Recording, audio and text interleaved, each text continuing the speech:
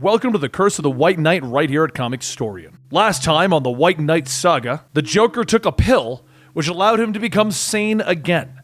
He went by the name Jack Napier and ran a political career in an attempt to shame and get rid of Batman and reveal that the city had been backing him the entire time, trying to point out the flaws of the 1% using Batman as a way to get insurance money and fraud and all kinds of stuff. The city of Gotham was turned against Batman as he fell down a slow path of not trusting anyone and wondering why everybody was believing what the Joker had to say. In the end, the hero, Jack Napier, turned back into the Joker, and Batman was forced to battle against him, teaming up with the GCPD once again. But things were left in a weird position at the end of it. Batgirl and Nightwing had teamed up with the new GCPD, which was using Batman's funding to get their own vehicles and act as their own vigilante group. Batman was still the hero of Gotham, but not everyone trusted him. And the 1%ers, well, Batman ruined their plans. If you're wondering where you are, this is the Comicstorian channel, where we take the storylines of your favorite pop culture universes, be it a movie, video game, or comic book, and we break it down into an audio drama, a complete story. And today we are going to tell you the tale of The Curse of the White Knight, the sequel to The White Knight. Laughter fills the halls of 1685 Arkham Manor as its current owner and ruler, Lafayette Arkham, wildly charges into battle. Edmund Wayne holds out his sword, telling the crazed general that he does not wish to kill. Surrender and leave the valley and give back what belongs to him. Lafayette grabs onto Priest Bakar and holds a blade to his neck, asking if he's willing to pay the price. It's at that moment that Edmund cracks his whip, pulling Lafayette off of Bakar by his neck, asking what price. Lafayette shouts that Gotham Valley is cursed. There are demons in these darkened forests, ancient ones that seep in from the mountains. No one is safe, and they will turn into a monster like the rest of them. Edmund tells him that he is sorry, but he doesn't believe in curses. He plunges his sword into Lafayette's neck, and he kicks him down the well. And all the while, Lafayette laughs as he plummets to his death. Current day Arkham Asylum, the warden of the facility taps away at the keypad, stating that all the cameras have been turned off. They are all very interested in what he has to offer. The Joker steps out of his cell, telling him, "Of course you are. Now come along. We have some personal items to collect." As the two walk through the empty halls of the asylum, Joker asks, "Where is everybody?" And the warden tells him that they had to move everyone out for renovations. It's all a part of Gotham's new Napier initiative. All the problems that he uncovered while the Joker spins around, grabbing the warden by the collar, shouting, "We are going to get one thing straight right now. That was Jack Napier, not me. Two separate people. You got it?" He lets him go, telling him, "It took me years to turn this city into the capital of crime, and Napier hijacks my body and manages to ruin the party." The warden gets back up asking, "What are we here for?" And Joker holds up a bag, telling him, "For the final act! Batman and Napier will never see it coming.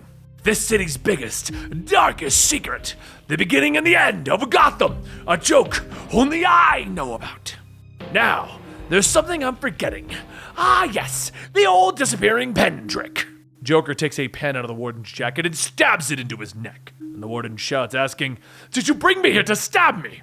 Joker tells him, "Well, I couldn't stab you earlier because that would have caused a scene. And I don't like to be rushed.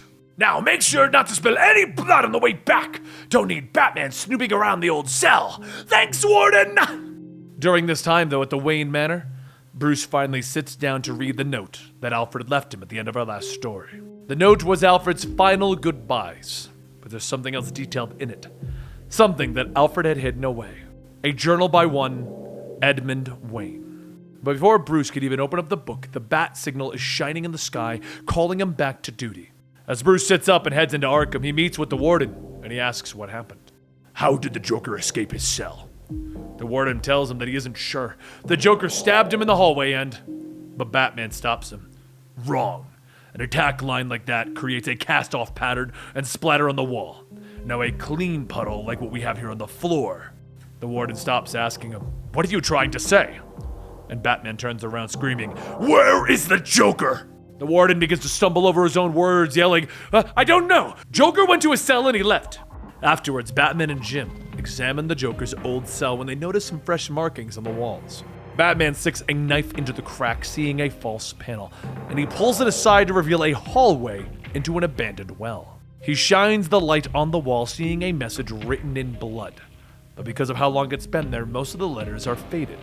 Or someone attempted to erase it. The two look around, and Jim sees a bone sticking out of the ground and says that there seems to be a body here. But while the body is exhumed and examined, over at St. Raphael Hospital, the military vet Jean-Paul Vallée receives news that he has cancer. It could have been exposure to the tactical use chemicals like napalm or Agent Orange. And Jean-Paul stops him, stating, "I can't talk about that." And as he does, he begins to get a weird feeling. He gets up from the table and he walks outside into the hallway, and a nurse runs over, stating, "You can't leave here without any clothes." But as the nurse reaches out, Jean-Paul grabs the man by the head, slamming him into the wall, shouting, "Don't touch me!" Jean-Paul then walks into the chapel, falling into the candles, yelling, "I can't! Oh, Jesus Christ, I can't!" And later, over at the GTO offices, Batman and Batgirl look over their findings and find out that the body that's been discovered belonged to Lafayette Arkham. Batgirl says that she remembers hearing the poems about Laffy and how he would be in the woods eating children. Batman tells her that Arkham was a British general who controlled Gotham Valley in the 1600s. And Batgirl yells, "Yeah? And he was also a vampire?" She then asks, what about the medallion that was found, or the message written in blood? Batman tells her that he can't be sure on those yet. But there's something else. A chest that Alfred left behind containing the journal of Edmund Wayne, the first wing to come to Gotham. What's more, there was another item in the chest, a whip made of bat leather. They don't know what the Joker has, but it goes all the way back to the founding of Gotham City, and somehow it involves the Waynes. Back with Jean-Paul, he mops the floors of the church that he's been working at, when suddenly the lights go out. He asks, "Is that to you, Father?" A voice tells him to put down the broom. He's not a janitor. He is the king, the rightful heir of Gotham.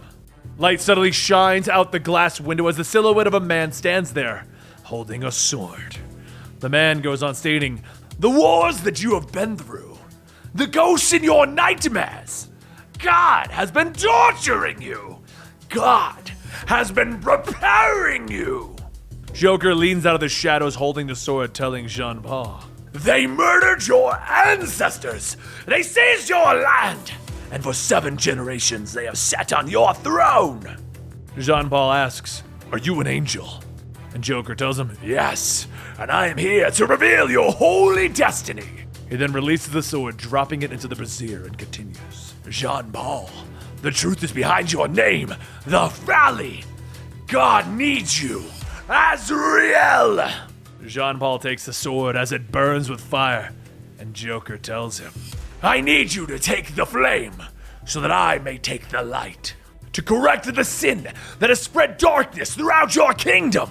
To do that, we must slay the demon, the man whose family has cursed Gotham, Bruce Wayne."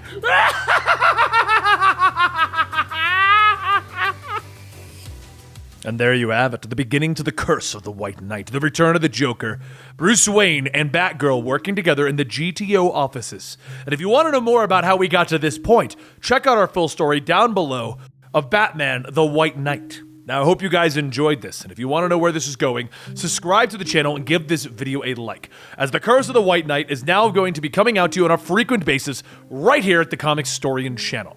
And don't forget, you can join us over at our YouTube memberships down below or at our Patreon, patreon.com/Comicstorian, and get early access to all of our videos and behind the scenes and unedited versions of our podcasts. Just another way to support us if you want to, but just watching this video really does help us, and I appreciate each and every one of you who takes the time to watch one of these videos and basically allowing me into your home to tell you these stories. Thank you so much, and I'll see you next time right here.